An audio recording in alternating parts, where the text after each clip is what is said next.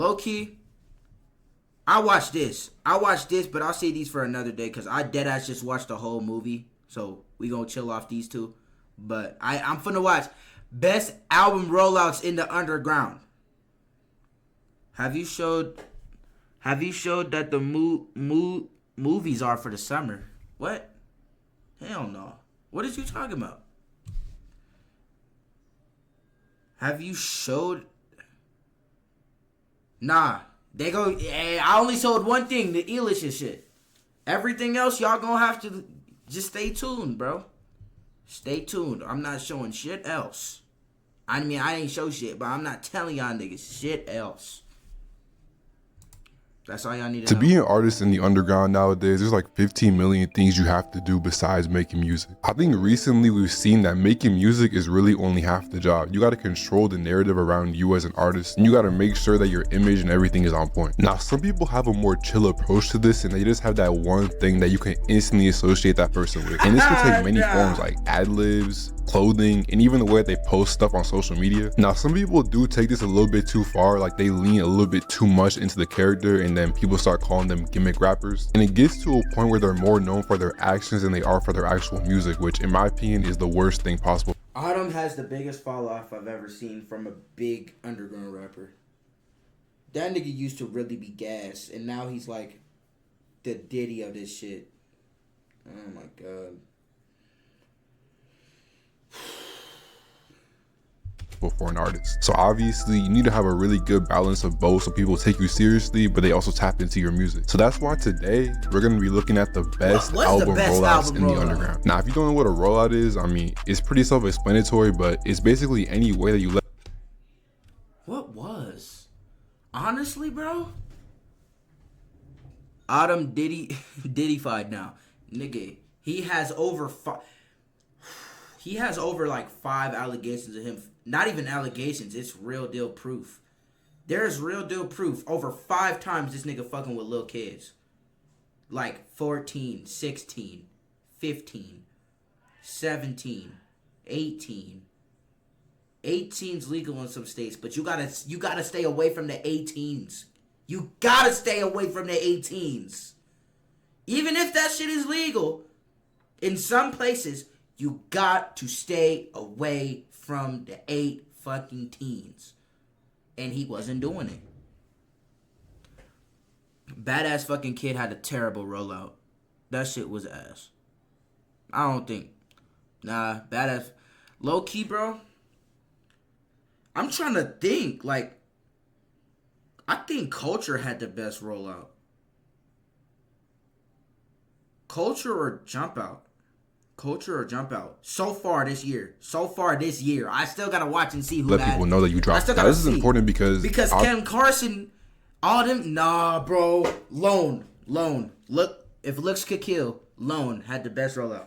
Obviously, if you don't promote your music, then nobody's gonna listen to it. And I've been seeing people drop some really good music, but because they barely advertise it, nobody listened to it. So a good rollout is really important. Yeah, and honestly, it might be as important as making the music itself. Now, over the past couple of years in the underground, I've been seeing some crazy rollouts. Like people getting actual teams to work on it for them, or partnering with actual companies, or even getting crazy cosigns. They've been taking it really serious lately, and I think that's cool. You know, besides the whole advertisement angle, it also just makes the music way more interesting to listen to. So like I said, we're gonna go through and talk about the most iconic rollouts. I don't know if I'm gonna rank them, but I'm gonna definitely discuss them and talk about what made them so effective. But so far, I'm thinking If Looks Could Kill had the best underground rollout of all time. As always, if you don't agree with anything I say in this video, then feel free to leave your own opinions in the comments. But with all that being said, let's just get right into it. I don't know. Alright, so the first album we got on this list is one that just dropped a couple months ago, but in my opinion, it was executed perfectly, and that's Culture by TDF. Now, TDF is somebody that I've been following for a very long time. I've talked about him a lot on this channel, but I feel like this album was really his breakout moment. Now, just for some background, TDF has been releasing albums. I think he releases at least one every year, and these range from the official tapes he drops on his main page to the more compilation and collab projects he drops on his second page. Yeah, and basically, bro, y'all don't know about this send out his beats to artists that he messes with, and then he gets the songs back and puts them all into a project. Now, to be honest, this isn't anything that's really unique or new, but the way TDF does it is definitely unique in my opinion because he has a really specific artistic vision when it comes to making these projects, and he tailors the beats, the transitions, and the tags all around one specific topic. Now the rollout for Culture was definitely the best one he's done yet, and overall it was just really well executed. Now the first thing I think he did really well was posting snippets. In the months leading to the project dropping, he would drop these snippets on his main and his alt IG account, and I feel like they did a really good job in capturing the tone of the album in both the actual sound of the music and also the visuals that he used. They also weren't too long or too short, so they give you a good idea of what the song was going to sound like without actually spoiling the entire thing. And I'm not gonna lie, these numbers for snippets is kind of crazy. Like, people don't even get this on regular songs. Another thing he did, which I feel like was kind of controversial, was this countdown thing he did with the NBA jerseys. And I say controversial because it was kind of confusing. I feel like a lot of people didn't know what he was trying to do at first, but in the end it definitely did help contribute to the aesthetic of the album, and I haven't seen anybody else do that, so props to him. The last thing that in this trailer, he better capture the vision of the album. I feel like small things like this just go a long way in helping sell your music to people. Now as a result of all of this, when he dropped the album, it did really well. I don't know how many streams exactly he did first week, but it was a lot. On SoundCloud, every song has 100k or at least close to 100k, and unfortunately it did get taken down on Spotify and Apple Music, but at least on Spotify some of the songs were getting close to a million. And I would say right now TDF is probably considered like top 5 producers in the underground right now. It just goes to show that you gotta trust the process. It might seem dumb in the moment, but everything pays off in the end. Alright, the next album we got is Flex Music by Osama Sun. Out of all the albums Osama has released so far, I feel like this project definitely had the most hype leading up to its release. Now as we all know, a couple months prior, he had just released his first project, Osama Season, which basically brought him from regular underground level to top of the underground almost instantly. I think it is a little interesting that he dropped so soon after he had just dropped his first project. I feel like usually I'll just let the music breathe a little bit because it's not good to spam albums back to back, but I feel like him not waiting is one of the first reasons of why Flex Music. I feel like that's why Doo-Wop Kane is still in the underground, and he's been popping since 2016. He drops way too much, which is kind of a crazy thing to say, but he doesn't even let his shit breathe though. Like bro said, he don't even let his shit breathe. He dropping 2 albums a month. On some shit. He did so well. Osama did what so many others in his spot failed to do, and that's strike when you're hot. He could have rode the Osama Season wave until at least like maybe next year and then drop again that summer, but he recognized that he had all these eyes on him, and people, especially in the underground, have very short attention spans. The logic I be seeing nowadays is crazy. People be like, if you're not constantly dropping 24/7, you're not constantly engaging with your fans 24/7, the next day they will say you fell off. You can't really afford to take breaks nowadays, so in the end I think he definitely made the right move. Now the next thing that definitely helped the rollout that a lot of people might not agree with, but in my opinion is true, is all of the clone allegations that he was receiving around this time. Now even nowadays I still see people calling Osama a Ken clone, an Opium clone, or just calling him unoriginal, but back then nearly any time Osama would do anything, people would say he's about it. It didn't matter if it was a post, a snippet, or just him performing. People would always look at him and compare him to someone. Nah, how are they gonna say that's a clone, Alec? How? Or something else. Now the reason I say this helped him is because people don't realize the one unpatched method for promo is comparison. Like I'm telling y'all, it works every single time. Really all you gotta do is just make a post saying like, oh, this artist is the next this artist, or like, does this artist sound like this artist, or people are saying this artist sounds like this. It's really no downside because if the person doesn't sound or act anything like the person they're being compared to, then it's just easy rage bait and engagement bait. But if they do, then they usually end up getting fans from the other person because obviously people just like to listen to the same type of stuff they already listen to. So in Osama's case, he definitely experienced this, and I don't know if I'm the only one, but I feel like towards the end, he definitely started trolling. Some of the stuff he posted, he only posted it because he knew people were gonna say something. But to be fair, if I was getting free promo, then I would probably do the same. But the last and most important part of the entire rollout was the aesthetic and the team he used to bring about his music. I forgot the quotes, gang. Nah, bro. Flex Music had a crazy rollout for the actual album. Every time he would make a new post or drop a new video, it would just be so unique and fit the music so well. I think the two main creative people in his team are GK and Stan. Bro. Their style was definitely made for Osama. I think there was one other person, but I don't know why. I'm just not remembering his name right now. But yeah, this rollout was great and it paid off because this album did extremely well. I'm pretty sure it's still his most streamed album to date, and in my opinion, it's still his best one. I feel like the Flex rollout was obviously very heavily stylized and it relied a lot on aesthetic, but the music didn't take a backseat, and if anything, it was just enhanced. And I feel like a lot of these underground artists have been taking notes from Osama recently. I never seen that. But they're not doing it correctly.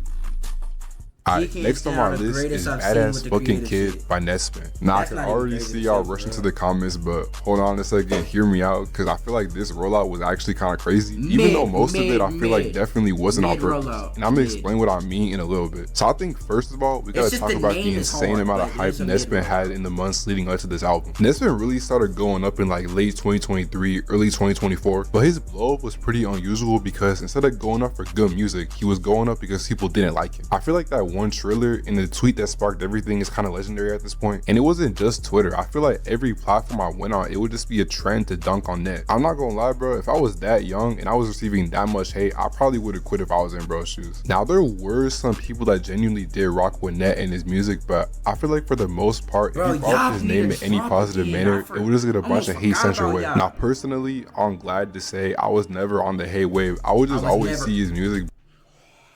I was listening to Net in like I was like on Net in like late 2023. Niggas was calling him the worst rapper ever, bro. But I never really gave it a listen. I really got put on through my boy Tubman. Shout out to Tub, by the way. And I feel like after that, like a switch got flipped in my brain and I started seeing the vision. And I would say this probably also happened to a majority of Nespin's current fans. It wasn't overnight, but very quickly the hate wave towards Nespin kind of started shifting into love. And then from there, more and more people started publicly rocking with him until eventually people started considering him a serious artist. And with that label, it was this song when I was like, oh yeah, this nigga hard. Hard for him to gain a cult-like fanbase. Now Nespin's fanbase is at least half, if not most, of the reason why his album Rollout was so successful. I don't know if you've ever talked to or interacted with the Nespin fan, but these people literally think he's the second coming. Like, they will die behind this kid, bro. Now on the other side, there were people that I feel like still didn't like Nespin, but they were willing to give him a chance. And this led to a situation where it felt like Nespin had to prove himself, because at this point he had no projects, no EPs, no mixtapes, literally nothing. It's easier to put somebody on an artist if they have a body of work they can listen to, but at that that point Nespin only had it was a specific song though that like brought me to like that nigga for real. It was a specific song, bro.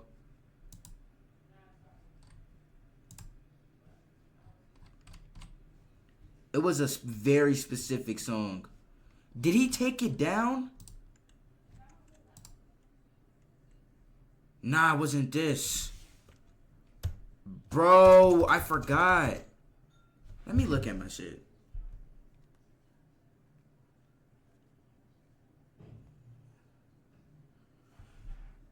Yes, that's what I'm saying. Hold on.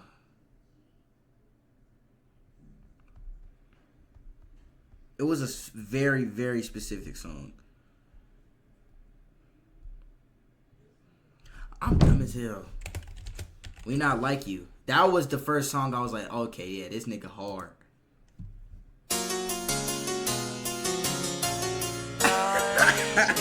Yeah, nah, we better watch this, bro. Bitch, I'm jumping off a jet. Bitch, I'm bust on my vet wrist because it takes place to the end. Bitch, I'm bust on my vet wrist because I make more than they spend. I told Sue to run it blank before we fuck up on their friends. And she a scene, bitch, like pictures since her friends. I told her come over, bring like 12 friends. Fuck, so they told me come to court, but I can't go for shit. We on the East Coast, bitch, I'm rocking real expensive fits. So we been shit, I just been shit, I've been the shit. For the gang, watch out for the gang. We gon' take your bitch, watch out for the fans, bitch, I'll bite you. Bitch, I'll bite you. I said that he can't hang, I just bite too.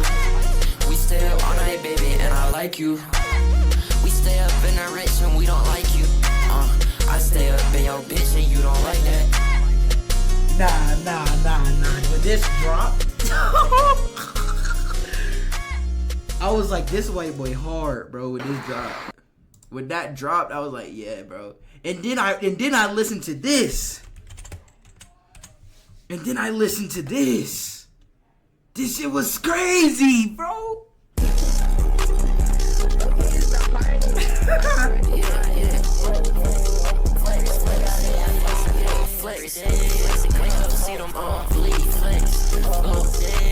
Wake up, see tomorrow. Like he won't see tomorrow. Slime on with them heavyweights. Wake up, see tomorrow. This shit won't even Y'all wasn't there, bro. I missed this next bit so bad, nigga.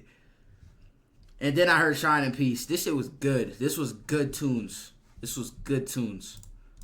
Hella singles, and those were doing numbers, but I feel like eventually people want something with a little bit more substance, you know. I think that was the first reason of why his album was so highly anticipated. Now I think the second reason was all the crazy and unexpected co-signs that he would just randomly get. Now I've seen a lot of people try and call Nespin the industry plant, saying that his come up wasn't organic or that he knew somebody in the industry before. Now as someone that watched him come up, I mean, I know that isn't true, but looking at all the co-signs he's gotten, like I can see why you would think that. It was like every week or like every other day there would be a new Bobblehead post or a new Reddit post. He was in the club with Lucky, in the stew with Pierre, and I'm just now seeing this Keith shit. Wow, bro.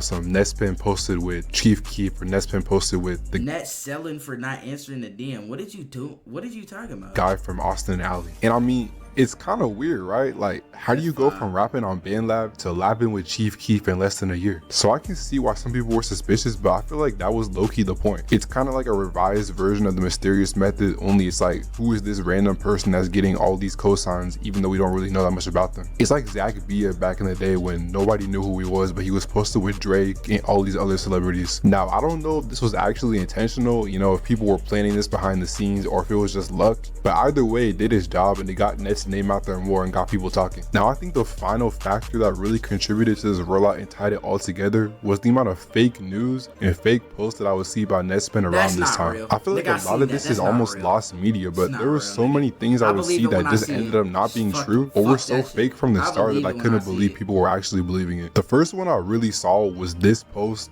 Apparently Cardi co-signed Nespin on his Finsta. I believe it when I see it, bitch. Speculating on whether or not Nespin got signed to Opium. This happened around the time that Cardi was posting all those songs on Instagram and being really active on his Insta. Additionally, Joy Division and Opium Baby had just recently co-signed Net, so I guess it was kind of believable, but in the end, obviously it was fake. I'm pretty sure a fan made it just for fun, but hey, even if he wasn't the one who directly did it, it still got people talking. The next one was so blatantly fake, I can't believe anybody actually fell for this. So apparently Net was gonna release a documentary about the whole Badass Fucking Kid rollout and the whole experience making the album, which makes sense. Bro, chat, this nigga, you see him in the chat, RIP Legends. This nigga Josh apparently got like 3 or 4 placements. Nigga, he got shit with Protect, 9. Who else? That's the first 2 I seen. Nigga, if you're Cap, like, bro. They be AI in verses, gang. Ecstasy. You got a verse with Ecstasy. They be AI and shit, bro. I don't know, bro. I believe it. I really gotta believe it till I see it. Really. I mean, many of other artists have done the same thing, and it's a cool little way to get a behind the scenes into the artist's creative process. Now, where they lost me is when they said that HBO bought the documentary for $2.7 million. I remember the second I saw this, I was like, all right, come on now. Like, let's use our brains for a second. Why would HBO buy a documentary from Netspin for $2 million? Now, I don't know if it was supposed to be a joke, but I don't think it was because all of the pages were posting it, so I feel like it was paid promo. But regardless, it was supposed to drop in January, and it's now about to be June and it still hasn't dropped, so I feel like that just says everything. But after everything that went into this whole rollout, the album finally released and there was a lot of mixed reactions at first. Now I don't think there was really any way he could have lived up to the hype, but at the same time there were people that were calling the album actual trash. So it did do really well streaming wise, and it led into a tour which somehow was a collab with Vans. I actually went to that tour, by the way. Shout out the Norfolk show. They never come to my city. Wait, did he? He did. But it was for the bad. But I think overall, it was a pretty top tier rollout. You know, I feel like a lot of it definitely can't be replicated, but that's part of what makes it so unique. It was like 50% hate, 35% luck, and then 50% actual promoted tactics. Alright, the last album we got on this list is Up To Me by Yeat. Yeat is arguably the most successful artist to ever come out of the underground. Bell shit dropped before Up To Me, right? Nah, bro. This was a hell of a time to be alive. He just nostalgia baited me, nigga. He said all new shit And now it's back to bro. Yeah, Obviously, and I I'm feel gonna like say his run is the only one that can truly be described as generational. Not only Yeet has his shit is music, better than in my everyone's opinion, ear. aged the best out of everybody What? from that wave of underground, but there's also nobody from 2021 and onwards that I feel like has really replicated his run and what he did back then. Like, it's 2025, and I mean, we've had some impressive runs as we've discussed in this video, but nobody really like Yeet. And it's a reason why even nowadays he's still really relevant. I mean, he's still dropping music and people still tapping it. Now, I'm not gonna do a whole breakdown about how he blew up and everything because I feel like that story has been told a million times, but I think we definitely do have to talk about what set him apart from the rest of the underground at the time. Now, the big reason for a lot of these artists in 2021 going up and something where that's did you go? Where did you go? I was bumping you more than everyone in 2021. It was you and Yeet. Where did you go? You, Yeet, and Kaz Dami. Where did y'all go? Man, Young Chris, I thought that nigga was. I swear to God, I thought Young Chris was up. still a big factor nowadays is TikTok. Since honestly the quarantine days, the underground has had TikTok in a chokehold. Even if you don't interact with that type of content, pretty much all the popular sounds nowadays either come from or were directly influenced by the underground. And this all started back in 2021. Now, as viral as some of these other artists were, nobody had a bigger, I'd say, monopoly on the market than Yeet. Where some people only had like 1 or 2 songs go viral, he had at least like 5 songs blow up. And unlike some of these other artists, it wasn't. I know why Yeet blew up. He sounded like nobody else, and he was the only white guy in 2021 doing shit like this.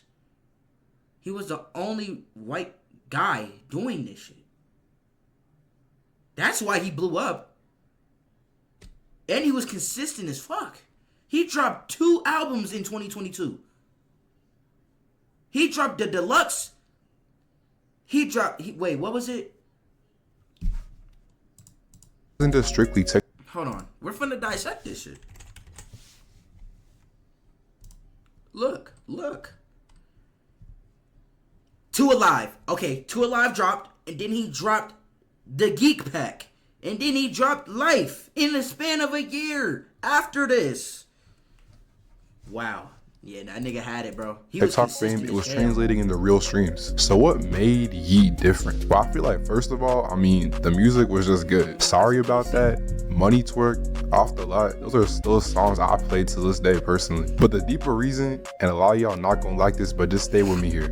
Yeet was a gimmick rapper. Now, gimmick is a term that's mostly used in a derogatory manner. I mean, I use it in a derogatory manner at the beginning of the video, but really the definition, at least according to Google, is just a trick or device intended to attract attention, publicity, or business. And leading up to the release of Ultimate, Yeet used several gimmicks to promote his music and himself as a person. The first quote-unquote gimmick he used was the kind of music that he made. Now, as I said earlier, the first nigga to use bells in his music, first nigga to use talking Ben in his shit. Come on, bro. Like, that was some gimmicks. Music was good, but I feel like a part of the reason it was good is because that was just the kind of music that was popular at the time. As we all know, a couple months earlier, Cardi had just dropped Whole Lotta Red. And the album pretty much changed not only underground music, but also mainstream music. It changed how people rapped, it changed beats, it changed pretty much everything. Now, I was never one of those people to call Yeet a Cardi clone, and I'm still not calling him a clone, but you can't deny that he took heavy inspiration from the beats that Cardi used, and maybe a little bit in the delivery, but again, like everybody else. So basically what I'm trying to say is that it was easier for Yeet to go up with that style of music because it was already popping at the time. And that's not a bad thing, it's just a fact. The next part of this whole gimmick thing is probably the most blatant example of it, and it's the bell. I'm not gonna lie, the smartest thing he ever did was capitalize off the whole bell thing. Now, if you listen to any music in your life, any genre, then you know that bells have been used for a long time. It's not something new. The reason why people went so crazy for the bell is not the fact that Yeet used the bell, it was the way that he used the bell. The line, "This song was already turned, but here's a bell," pretty much sums everything up. At the time when Yeet first previewed Get Busy, he wasn't established, but people already knew his sound. It wasn't really a situation where people wanted him to switch it up because obviously he'd only been popular for a couple months, but it was more a situation of people wanted him to wow them, you know? It's kind of like that scene in Across the Spider-Verse. Like, yeah, Miles is Spider-Man, but he's also his own person. I feel like that perfectly visualizes what the bell did to Yeet's career. And that's why I said him leaning into the whole bell thing was the smartest thing he ever did, because it made people see him as different. Even if we being honest, it wasn't anything too crazy. And that's why when Ultimate eventually released, almost every song had like 15 million bells. And he just dropped a song a couple months ago called The Bell Bell, so clearly he knows that it's his thing. Again, not a bad thing, it's just good marketing. Now besides the bell and the music, there were also the other things that he did, like the turban and the weird writing. The turban and the beanie, I feel like were the two staples of Yeet back then. Like anytime you would see him outside in an interview or anything, he would always be wearing those two items. And again, he used this to his advantage. I mean, one of the songs on Up To Me is literally called Turban, and Yeet fans everywhere started wearing them because he was wearing them. And the writing, I mean, that wasn't really that deep. It was pretty much the equivalent to what Cardi was doing back before he dropped Whole Lotta Red, or whatever Ken is trying to do. It's just a way to be, I guess, quirky. And I mean, at the end of the day, all of this is just a character. It's not a real person. Another thing that I think isn't really talked about as much nowadays is how united the underground was around Yeet back then. Obviously, you had Summers and Can, who I feel like were his biggest supporters back then. Even Autumn and Isaiah at a point were both supportive of Yeet. And it's like everybody wanted Yeet to win. Now, when he did eventually start blowing up, things started changing, but at the time, everybody was united. And it's crazy because that is not happening in 2025. Nowadays, everybody's trying to portray that fake loner aesthetic, like they're better than everybody else, and they're beefing with everybody 24/7. I feel like mad niggas now got egos, bro. Hella egos. This shit is crazy. Get me started. That's the topic for a whole other day. But yeah, in the end, even though he did use gimmicks, he used the gimmicks in a non-corny way, and they actually helped him. And they were the perfect way to roll out an album that was basically his introduction into the mainstream. I know he technically didn't go mainstream until 2 Alive, but Up To Me definitely started it. Now, as for the reception to Up To Me, it was very positive. Big streamers and people that don't even listen to underground music were reacting to it, and many people still consider this Yeet's best album till this day. But like I said before, I genuinely do not think there will ever be another artist like Yeet. Not only just because Yeet's unique, but I feel like the circumstances that allowed him to blow up back then can't happen nowadays.